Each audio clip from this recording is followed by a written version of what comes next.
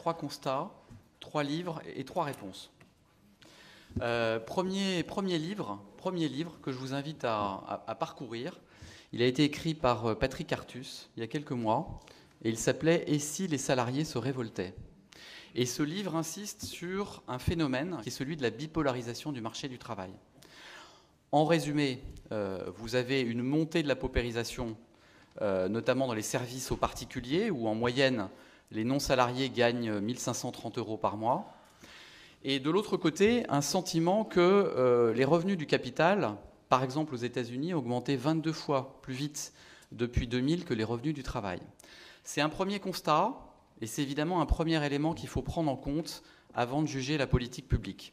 La loi Pacte, de ce point de vue, a un premier mérite, c'est qu'elle a quand même commencé à réintroduire le salarié et les questions sociales dans ses préoccupations. À côté du fameux libéré, il y a aussi dans cette loi un équilibre recherché avec la nécessité de protéger. C'est tout l'axe épargne salariale, c'est tout l'axe sur la suppression du forfait social qui va faire à la fois des économies aux entreprises, mais aussi qui va générer une dynamique de participation et d'intéressement.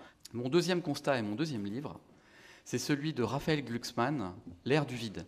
Il y a toute la réflexion sur l'atomisation sociale, la dilution du collectif, et finalement l'expression, là aussi un peu avant le 17 novembre, de cette revendication démocratique, de cette revendication de reprendre le contrôle, comme Raphaël Glucksmann le dit.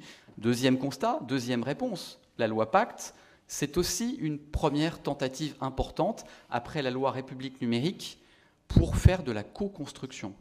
Il y a eu 12 000 contributions qui ont été mises en ligne dans le cadre de la loi Pacte. Il y a eu 380 organisations qui ont été associées aux propositions de la loi Pacte. Cela ne suffira pas, mais c'est évidemment une tentative importante d'associer le citoyen à la fabrique de la loi. Dans la loi Pacte, on retrouve aussi une démarche d'évaluation. Là aussi, pour une première fois dans un texte de loi. Là où il faudra aller beaucoup plus loin, c'est de veiller à ce que la société civile soit elle-même associée à ce travail d'évaluation des lois qui sont fabriquées en toute légitimité par la représentation nationale.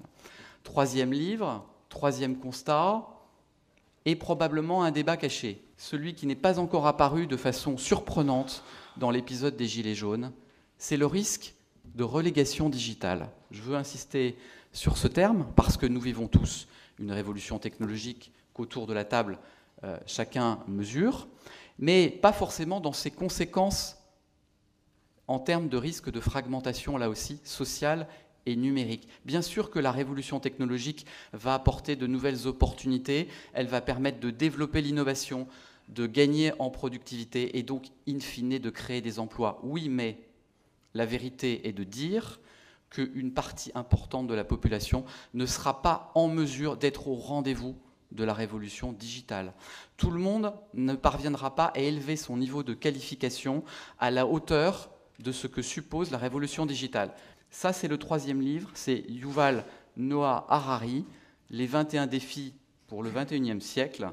Je vous invite à le lire, parce que même si ce point n'est pas dans les Gilets jaunes 2018, on peut s'attendre à ce qu'il apparaisse en 2019 ou 2020. C'est à nous, c'est à la représentation nationale, mais à chacun d'entre nous de s'emparer de ce débat pour ne pas laisser craqueler encore davantage la cohésion sociale de notre pays.